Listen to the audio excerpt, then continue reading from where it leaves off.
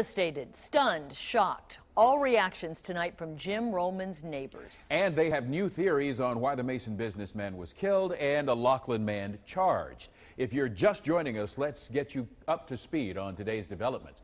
Christopher McFerrin was in court this morning on charges stemming from Saturday's police chase. Then around 2 this afternoon, police added the charge of aggravated murder in James Rollman's death. 9 on your side, Shannon Kettler has been digging into the investigation all day. But we begin with Tom McKee, who spent part of the day in Rollman's neighborhood. Tom? Well, Clyde, that's the U.S. Bank branch where Jim Rollman withdrew thousands of dollars on Friday. It's just down Dunn Street from Hirschberg Recycling and Steel. That's the business that he ran for years. A memorial has been set up on the fence outside, but there's also some grieving going on in Mason, where he lived. Sadness filled the air Monday at Hirschberg Recycling.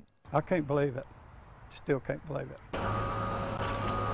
Business continued, but there was a void. Well, it's tragic. Jim Rollman was gone. Police say he was murdered for money by this man, Christopher McFerrin. McFerrin was arrested Saturday after a low-speed chase that ended in Coleraine Township. Yeah, he took my friend away. Orville Taylor lived 2 doors down from Rollman at the Woods on Wilkins in Mason, and they talked all the time. He liked to go to Las Vegas, go down to the boats here and gamble. That's what me and him mostly talked about. Pat Fettig lived across the street. Anytime we're all outside, it's hi Pat, how are you? And I know that if I ever needed anything, I could just walk, hey, can you help me with this? Or do you have this? So good people. Both neighbors say when Rollman left U.S. Bank with thousands of dollars on Friday, he was being stalked. It feels like somebody knew that that's what he did on a regular basis. Well, I'd say he was target, had to be. Somebody had to know what he was doing. For now, that's for police to prove, as Rollman is being memorialized at the business he ran for years.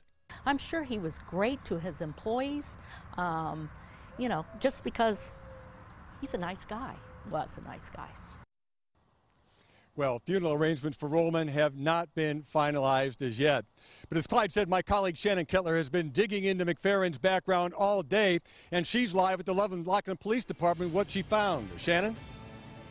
Well, Tom, just a short time ago, Lockland police revealed several connections between their suspect to the victim in this case. As Tom mentioned, Mr. Rollman owned Hirschberg Steel and Recycling Center in Lockland for decades. And today, police say their suspect, Christopher McFerrin, lived just a block away from Hirschberg and did business from time to time with Mr. Rollman. It was also known by many here in the community that Mr. Rollman went to the bank on Fridays. It was just this last Friday. That was the last time anyone saw the 72-year-old after he made a large cash withdrawal from a Lockland bank for his business. Surveillance cameras captured a person getting into the businessman's car.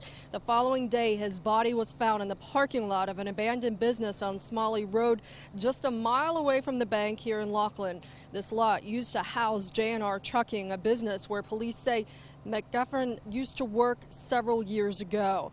Now, those who know both the suspect and the victim in this case, well, they have strong opinions. He should be killed by death penalty, or how they done him. I know Chris McFerrin as an awesome neighbor. People see him as this monster, I guess, now, and I don't know that side of him.